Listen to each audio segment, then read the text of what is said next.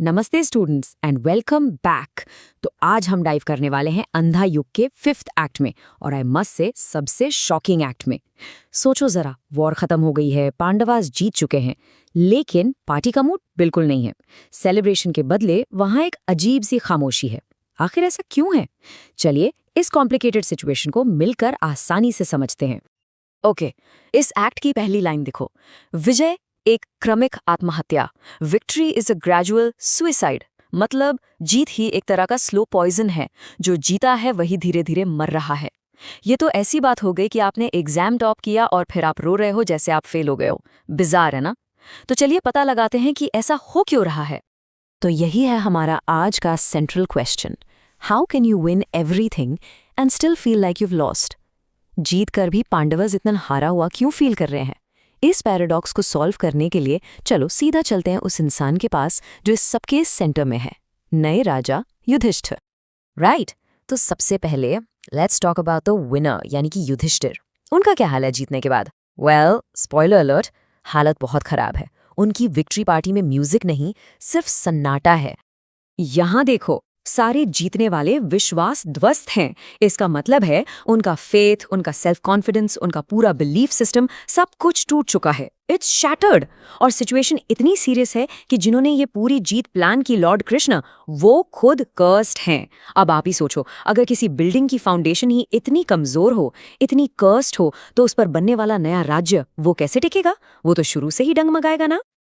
और ये मेरे वर्ड्स नहीं है, ये खुद युधिष्ठिर के वर्ड्स हैं। जीतने के बाद उन्हें फील हो रहा है कि वो बिल्कुल हारे हुए हैं। Just imagine that for a second. आपने सब कुछ रिस्क पर लगाया, आप जीत भी गए, और एंड में आपको लग रहा है कि सब बर्बाद हो गया। This is the mental state of the new king. काफी डार्क है ना? तो उनका दुख इतना गहरा क्यों है? Let's break it down. इस स्लाइड में 4 मेन रीजंस हैं। पहला, उनकी परिवार। फैमिली इग्नोरेंट है, टूटी हुई है, कोर टीम ही ठीक नहीं है। सेकंड, सिंहासन। जिस थ्रोन पर वो बैठे हैं उसकी हिस्ट्री ही अंधेपन की ही है, हमेशा ईगो से काम हुआ है, लॉजिक से नहीं। थर्ड, उनकी प्रजा। बेचारी जनता भी पिछले करप्ट सिस्टम में ऐसे ढल चुकी है कि उन्हें गलत चीजों की आदत हो गई है। और फोर्थ, भविष्य। उन्हें आगे सिर्फ अंधेरा, एक अमंगल युग ही दिख रहा है। बेसिकली वो एक ऐसे सीईओ हैं जिनकी टीम टूटी हुई है, कंपनी का प्रोडक्ट फॉल्टी है और मार्केट क्रैश होने वाला है। अब ऐसे में डिप्रेशन नहीं होगा तो क्या होगा? ओके, तो युधिष्ठिर का इंटरनल पेन तो हमने समझ लिया, लेकिन ये अंधेरा सिर्फ उनके मन में नहीं है। ये अंधेरा अब महल की दीवारों के अंदर, उनके अपने परिवार में भी फैल रहा है। Let's see how. महल के अंदर का सीन और भी ज्यादा डिस्टर्बिंग है। यहाँ भीम युयुत्सु का मजाक उड़ा रहे हैं, और ये कोई नॉर्मल मजाक नहीं है। इसे अमानुषिक विनोद कहा गया है, यानी इनह्यूमन जोक्स। बहुत क्रूल। और सबसे अजीब बात क्या है? बाकी सब लोग इस पर हंस रहे हैं। इससे साफ पता चलता है कि नए राज्य में एम्पैथी और रिस्पेक्ट जैसी चीजें खत्म हो चुकी हैं। अब आप शायद सोच रहे होंगे, ये युयुत्सु है कौन? So he is a very important character. Yuyutsu वो इंसान है जिसने सच का साथ देने के लिए अपनी फैमिली छोड़ दी थी। कौरवों का भाई होकर भी वो पांडवों की तरफ से लड़ा, और उसे बदले में क्या मिला? सिर्फ नफरत। और इस नफरत का असर ये हुआ कि उसकी आवाज ही चली गई। He is literally speechless. और यही तो इस नए अंधे युग का सबसे बड़ा सिंबल है। यहाँ सच बोलने वालों की आवाज ही छीन ली जाती है। चलिए अब महल से निकलकर सड़कों पर चलते हैं। लेट्स लिसन टू दी प्रजा की आवाज। आम लोगों का, कॉमन पीपल का क्या कहना है? क्या वो नए राजा से खुश हैं? Let's find out. ये देखिए, महल के गार्ड्स आपस में क्या बात कर रहे हैं। वो कहते हैं, भाई शासक बदले, स्थितियां बिल्कुल वैसी हैं। रूलर्स चेंज हो गए पर सिचुएशन बिल्कुल सेम है। उनके लिए इस पूरी वॉर का, इस जीत का कोई मतलब ही नहीं निकला। Ground reality has not changed, not one bit. और यहाँ आता है सबसे बड़ा ट्विस्ट। गार्ड्स को लगता है कि पुराने रूलर्स ही बेटर थे। हाँ, माना कि वो अंधे थे, बट एटलीस्ट वो रूल तो करते थे, ऑर्डर्स देते थे। ये नए वाले तो संत ज्ञानी हैं, बस चिंतन में यानी डीप थॉट में ही डूबे रहते हैं। It's like having a slow but working wifi versus a new super fast connection that never actually connects. आप कौन सा चूज करोगे? एग्जैक्टली। दोज गार्ड्स आगे एक बहुत ही प्रैक्टिकल बात कहते हैं। आम जनता को ज्ञान और मर्यादा से क्या मतलब? क्या ज्ञान से पेट भरता है? क्या मर्यादा आपको सर्दी से बचाती है? बिल्कुल नहीं। उनके लिए ये सब सिर्फ बड़ी बड़ी बेकार की बातें हैं। तो फिर जनता को चाहिए क्या? बहुत सिंपल है। उन्हें 3 चीजें चाहिए। नंबर 1, अन्न यानी रोटी। नंबर 2, निश्चित आदेश यानी क्लियर इंस्ट्रक्शंस, नो कंफ्यूजन। और नंबर 3, एक सुदृढ़ नायक, अ स्ट्रॉन्ग लीडर जो डिसीजन ले सके, भले ही वो डिसीजन अंधेपन में ही क्यों ना लिया गया हो। So let's put all the pieces together. राजा टूटा हुआ है, परिवार बिखरा हुआ है और प्रजा नाखुश है। हर तरफ एक अजीब सा अंधेरा है। तो इन सब टुकड़ों को जोड़कर आइए अब आखिर में समझते हैं कि ये अंधा युग असल में है क्या। अंधा युग का मतलब फिजिकल ब्लाइंडनेस नहीं है। ये एक मॉरल, एक स्पिरिचुअल अंधेपन की बात है। एक ऐसा दौर जहां हर कोई अंधा है। युधिष्ठिर अपने दुख में अंधे हैं, भीम अपने गुस्से में और प्रजा अपनी जरूरतों के आगे अंधी है। ये वो युग है जहां सच हार जाता है और लोग एक वाइज, थॉटफुल लीडर नहीं बल्कि एक स्ट्रॉन्ग, डिसाइसिव लीडर मांगते हैं, भले ही वो लीडर खुद क्यों ना अंधा हो। जब पेट खाली हो और फ्यूचर में सिर्फ अंधेरा दिख रहा हो, तो क्या ज्ञान, एथिक्स और मॉरल वैल्यूज किसी काम आते हैं? इस पर जरूर सोचना। चलो, एक सिंपल सा सवाल है। जब आप कोई बड़ी चीज जीतते हो, जैसे कोई एग्जाम या कोई मैच, तो क्या फील होता है? Celebration, right? जश्न। पर क्या हमेशा ऐसा ही होता है? कभी सोचा है कि जीत इतनी भारी पड़ सकती है कि आपको लगे यार इससे अच्छा तो हार जाते? चलिए देखते हैं अंधा युग इसका क्या जवाब देता है। तो कहानी की शुरुआत पांडवा से नहीं बल्कि एक ऐसे कैरेक्टर से होती है जिसके बारे में शायद आपने ज्यादा सुना भी ना हो, युयुत्सु। अब इस बंदे ने वो किया जो सही था, धर्म का साथ दिया। लेकिन इस नेक काम का इसको रिवॉर्ड क्या मिला? एक ऐसी सजा जो किसी दुश्मन को भी ना दी जाए।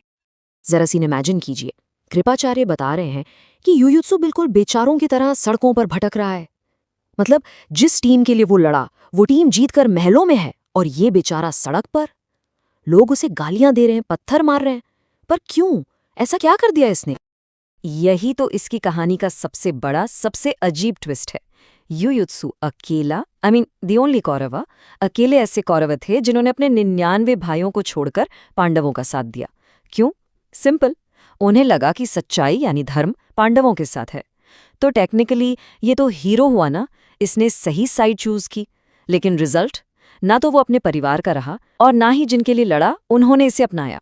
ही just belong nowhere.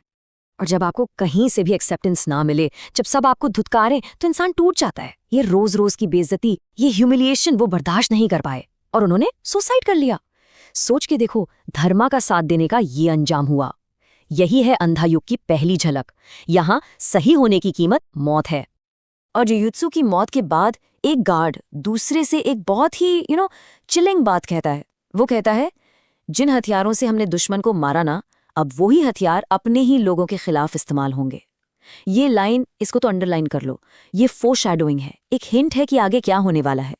Self destruction का फेज अब ऑफिशियली शुरू हो चुका है। और ये जो खुद को तबाह करने की आग है ना, ये सिर्फ एक इंसान तक नहीं रुकती, ये पूरी की पूरी जनरेशन को अपनी लपेट में ले लेती है। अब हमारा फोकस शिफ्ट होता है महल से जंगल की तरफ, जहां धृतराष्ट्र, गांधारी और कुंती हैं, और उनके चारों तरफ एक भयानक आग लगी हुई है। जंगल में दावाग्नि यानी फॉरेस्ट फायर फैल जाती है और ये तीनों उसमें फंस जाते हैं। अच्छा, अब नॉर्मली कोई आग में फंसेगा तो क्या करेगा? भागेगा, राइट? अपनी जान बचाएगा। लेकिन वो लोग, अजीब बात यह है कि वो आग से भाग नहीं रहे, बल्कि उस आग को देखकर उन्हें कुछ और ही समझ आ रहा है। सुनिए धृतराष्ट्र क्या कह रहे हैं, मैं अपनी इस बूढ़ी हड्डियों पर सत्य को धारण करूंगा। उनके लिए ये आग, ये फायर मौत नहीं है, ये वो जलता हुआ सच है जिसे उन्होंने पूरी जिंदगी नजरअंदाज किया था। और आज वो उस सच को, उस बर्निंग ट्रूथ को गले लगा रहे हैं। और फिर आती है गांधारी की वो लाइन जो सच में रोंगटे खड़े कर देती है। उन्हें अचानक रियलाइज होता है कि उन्होंने कृष्ण को जो कर्ज दिया था, जो श्राप दिया था, उस श्राप की पहली बलि, पहला सैक्रिफाइस वो खुद हैं। सोचो कितनी बड़ी ट्रेजेडी है। उनका अपना गुस्सा, उनका अपना श्राप उन्हीं को ले डूबा। और बस इतना ही। उन तीनों ने मिलकर उस आग को एक्सेप्ट कर लिया। राजा, रानी, राजमाता, पूरी की पूरी पुरानी जनरेशन एक साथ उस आग में शांत हो गई।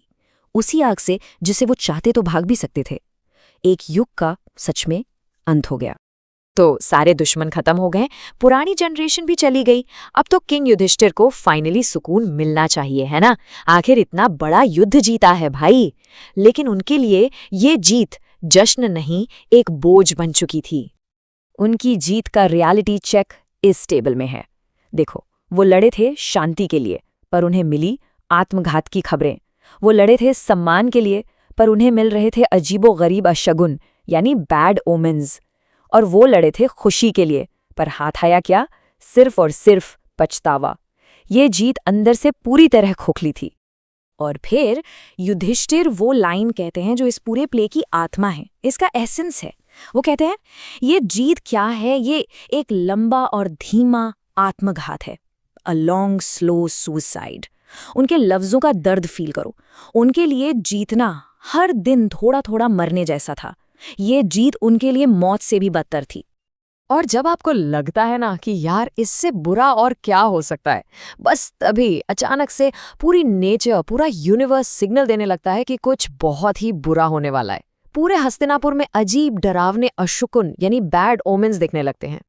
गार्ड जाकर बताते हैं कि आसमान से पत्थर बरस रहे हैं। सूरज के अंदर बिना सर वाली काली परछाइयां दिख रही हैं। यादव परिवार आपस में ही लड़ लड़कर मर रहा है। और इन सबसे बुरी खबर, सबसे डरावनी अफवाह ये है कि उनके रक्षक, उनके भगवान लॉर्ड कृष्ण भी अब ये दुनिया छोड़ने वाले हैं। इसका मतलब समझो, जब भगवान खुद, द डिवाइन प्रोटेक्टर, जब वो खुद ये डिसाइड कर लें कि अब इस दुनिया में रहने का कोई मतलब नहीं है, तो ये किस चीज का सिग्नल है? ये फाइनल कंफर्मेशन है। अंधा युग, द एज ऑफ डार्कनेस, अब ऑफिशियली शुरू हो चुका है। ये जो इतना बड़ा डिस्ट्रक्शन हुआ, इतना विनाश, जिसमें जीतने वाले भी हार गए, इसका जिम्मेदार आखिर था कौन? क्या कोई एक इंसान, या फिर सबके सब, या फिर वक्त ही ऐसा था? सोचिएगा इस पर जरूर। अब ये जो लाइंस आप देख रहे हो ना, ये कोई सिंपल पोएट्री नहीं है। ये समझ लो एक युग का डेथ सर्टिफिकेट है, एक एरा की डेथ अनाउंसमेंट। जिस सेकंड, जिस पल कृष्ण ने इस धरती को छोड़ा, उसी पल द्वापर युग खत्म हो गया। Just like that, puff. और उसकी जगह एक ऐसी अंधेरी, ऐसी अजीब सी दुनिया ने ले ली जिसे हम जानते हैं कलयुग के नाम से। ये वो मोमेंट है, वो टर्निंग पॉइंट जहां से सब कुछ बदलने वाला था। जरा इस सीन को फील करने की कोशिश करो मेरे साथ। इमेजिन करो, समुंदर की लहरें हैं, उसकी आवाज आ रही है, पास में एक पीपल का पेड़ है और उसके नीचे भगवान कृष्ण बैठे हैं, बिल्कुल अकेले, और उनके चेहरे पर पूरी जिंदगी की, पूरे युग की थकान साफ दिख रही है। वो यहाँ भगवान कम और एक थका हारा, बहुत ही टायर्ड इंसान ज्यादा लग रहे हैं। तो इस पूरे सीन का पहला गवाह, फर्स्ट विटनेस कौन है? एंट्री होती है अश्वत्थामा की। वही अश्वत्थामा जिसके जिस्म पर ऐसे घाव हैं जो कभी नहीं भरते, और जिसके दिल में ऐसी नफरत की आग है जो कभी नहीं बुझती। वो दूर से अपने सबसे बड़े दुश्मन को मरते हुए देख रहा है। अब जरा इसकी साइकोलॉजी समझो। ये बंदा क्या कह रहा है? वो बेसिकली बोल रहा है, हे, एक मिनट, इसने भी तो वही किया जो मैंने किया था। मैंने दुश्मनों को मारा, इसने तो अपने ही लोगों को मरवा दिया। तो मैं अकेला बुरा कैसे हुआ? देख रहे हो इसका ट्विस्टेड लॉजिक? वो अपने पापों को, अपने गुनाहों को जस्टिफाई करने के लिए कृष्णा को अपने बराबर लाने की कोशिश कर रहा है। तो शुरू में तो उसको बड़ा सुकून मिलता है, एक अजीब सी खुशी, देखा ये भी मेरी तरह ही है, ऐसा वाला एटीट्यूड। लेकिन फिर अचानक से कुछ बदलता है। जैसे वो देखता है कि तीर लगने पर कृष्णा के पैर से भी बिल्कुल वैसा ही खून निकल रहा है जैसा उसके घावों से हमेशा बहता रहता है। उसको एक अजीब सा कनेक्शन फील होता है। शायद जिंदगी में पहली बार उसको अपने दुश्मन में अपना दर्द दिखता है। और यही दोस्तों, प्ले का सबसे माइंड ब्लोइंग सवाल आता है। अश्वत्थामा खुद से पूछता है, ये जो अजीब सी फीलिंग है, ये जो शांति मिल रही है, क्या इसी को आस्था मतलब फेथ कहते हैं? सोचो इस बात को। एक मर्डरर, एक किलर जिसे सिर्फ नफरत करना आता था, वो अपने दुश्मन के दर्द में, अपने दुश्मन की मौत में फेथ ढूंढ रहा है। कितनी अजीब बात है ना? ओके, तो एक विटनेस तो हो गया। अब आते हैं दूसरे गवाह पर। इनको तो आप जानते ही होंगे। ये हैं संजय, याद है ना, जिनके पास डिवाइन साइट थी, जिन्होंने पूरा महाभारत लाइव देखा था। लेकिन अब वो अंधे हैं, फिजिकली ब्रोकन है, और बेचारे जमीन पर रेंगते हुए अपने प्रभु के पास जाना चाहते हैं। यार, संजय की ट्रेजेडी सोचो तो। वो एक निरपेक्ष सत्य थे, एक तरह से ह्यूमन सीसीटीवी कैमरा। सब कुछ देखा, सब कुछ सुना, पर कुछ कर नहीं पाए। और अब जब वो पावर्स चली गई हैं तो वो सिर्फ एक बेबस, लाचार, टूटा हुआ इंसान है। ये उन सब लोगों की कहानी है जो सब कुछ गलत होता हुआ देखते रहते हैं पर कुछ कर नहीं पाते। और अब आते हैं विटनेस नंबर 3। ये है युयुत्सु, वो इकलौता कौरव जिसने सच का साथ दिया, पांडवों का साथ दिया। लेकिन सच का साथ देने का उसको क्या इनाम मिला? कुछ नहीं, सिर्फ अकेलापन और नफरत। अब वो एक जिंदा लाश की तरह है जिसके अंदर से उम्मीद, होप, सब कुछ खत्म हो चुका है। ये लाइन, भाई इसमें इतना दर्द और इतना ताना है ना। वो आसमान की तरफ देखकर हंस रहा है। किसके ऊपर? अश्वत्थामा के ऊपर। कह रहा है, वाह, इस जानवर को अब फेथ मिला है। ये वही फेथ है ना जिसे मैंने एक खोटा, बेकार सिक्का समझकर बरसों पहले कचरे में फेंक चुका हूं। उसके लिए फेथ, विश्वास, अब एक धोखा बन चुका है। तो यहां देखो कितना जबरदस्त कॉन्ट्रास्ट है। एक तरफ है अश्वत्थामा, एक पापी, एक किलर जो शायद अंधेरे से निकलकर रोशनी की तरफ जा रहा है, और दूसरी तरफ है युयुत्सु, एक अच्छा, नेक इंसान जिसने सच का साथ दिया और वो अंधेरे में पूरी तरह डूब गया है। तो आखिर सही क्या है, गलत क्या है? प्ले हमसे ये सीधा सीधा सवाल पूछता है। तो अब अपने पास 3 थ्योरीज हैं, है ना? 3 अलग अलग गवाह, 3 अलग अलग कहानियां। पर असली सच क्या है? इन तीनों में से कौन सही है? कोई भी नहीं, क्योंकि पिक्चर अभी बाकी है मेरे दोस्त। अब आने वाला है कहानी में एक सॉलिड ट्विस्ट। सवाल तो वही है, इतना सब कुछ हो गया, पर आखिर कृष्णा को मारा किसने? कौन? Any guesses? सोचो सोचो। और जवाब इतना सिंपल है कि आप शॉक हो जाओगे। एक मामूली सा शिकारी, अ कॉमन हंटर जिसका नाम था जरा, उसको दूर से कृष्णा का पैर हिरण के जैसा लगा और उसने गलती से तीर चला दिया। Simple hunting accident, right? Wrong, ये एक्सीडेंट नहीं था। प्ले बताता है कि कृष्णा ने खुद जरा को तीर चलाने के लिए कन्विंस किया था। उन्होंने अपनी मौत खुद प्लान की थी। पर क्यों? इस क्यों का जवाब एक शब्द में है, और ये शब्द इस पूरे प्ले का, इस पूरी कहानी का सेंटर पॉइंट है, और वो शब्द है दायित्व, यानी रिस्पॉन्सिबिलिटी, ड्यूटी, जिम्मेदारी। ये सिर्फ एक वर्ड नहीं है, ये कृष्ण का फाइनल मैसेज है पूरी ह्यूमैनिटी के लिए। तो आखिर क्या था वो आखिरी संदेश? कृष्ण ने उस आम से शिकारी जरा को एक मीडियम बनाकर हम सब के लिए एक पैगाम छोड़ा। चलो इसको आसान भाषा में आराम से समझते हैं। इसको ऐसे समझो जैसे कंपनी का सीईओ रिटायर हो रहा है। कृष्ण कह रहे हैं, स्टेप 1, मेरा काम यहाँ पूरा हुआ। स्टेप 2, इस दुनिया के, इस कंपनी के जितने भी पाप, दुख, घाटे हैं, अश्वत्थामा का पाप, संजय की लाचारी, वो सब मैं अपने सर लेकर जा रहा हूँ। स्टेप 3, अब से ये कंपनी, ये दुनिया, ये दायित्व मैं तुम लोगों के हवाले कर रहा हूँ। और सबसे इंपॉर्टेंट स्टेप 4, इस बर्बादी पर, इस राख के ढेर पर एक नई दुनिया बनाने का काम अब तुम्हारा है। समझ रहे हो? He is passing the torch. और यही इस प्ले की सबसे शॉकिंग, सबसे इंपॉर्टेंट बात है। कृष्णा ने फ्यूचर की जिम्मेदारी किसी सुपर हीरो को नहीं दी, किसी पांडव को नहीं दी। किसको दी? इन टूटे हुए लोगों को। A killer, a helpless man and a man with no faith. Basically हम जैसे आम, इम्परफेक्ट, फ्लॉड लोगों को। अब भगवान जा चुके हैं, गेम हमारे हाथ में है। तो क्लास, ये प्ले आपको कोई सिंपल सा हैप्पी एंडिंग वाला आंसर देकर खत्म नहीं होता है, बिल्कुल नहीं। ये आपको एक बहुत बहुत बड़े और ज़रूरी सवाल के साथ अकेला छोड़ जाता है। एक ऐसा सवाल जो शायद आज भी उतना ही रेलेवेंट है।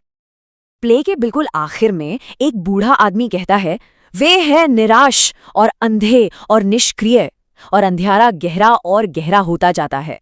मतलब humanity is lost, blind and inactive, और अंधेरा बढ़ता ही जा रहा है, गहरा होता जा रहा है। और उस अंधेरे में वही बूढ़ा शिकारी बार बार चीखता है, क्या कोई सुनेगा, क्या कोई सुनेगा? और प्ले ठीक यहीं, इसी सवाल पर खत्म हो जाता है।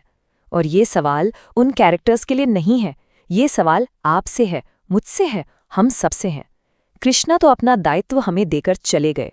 असली सवाल ये है कि इस अंधा युग में क्या कोई सुन रहा है? तो स्टूडेंट्स, अंधा युग यहीं पर पूरा खत्म होता है। मुझे आशा है कि आप सभी को सभी अंक अच्छे से समझ में आए होंगे। तो मिलते हैं नेक्स्ट वीडियो में। तब तक के लिए पढ़ते रहिए और रिवीजन करते रहिए। Good bye.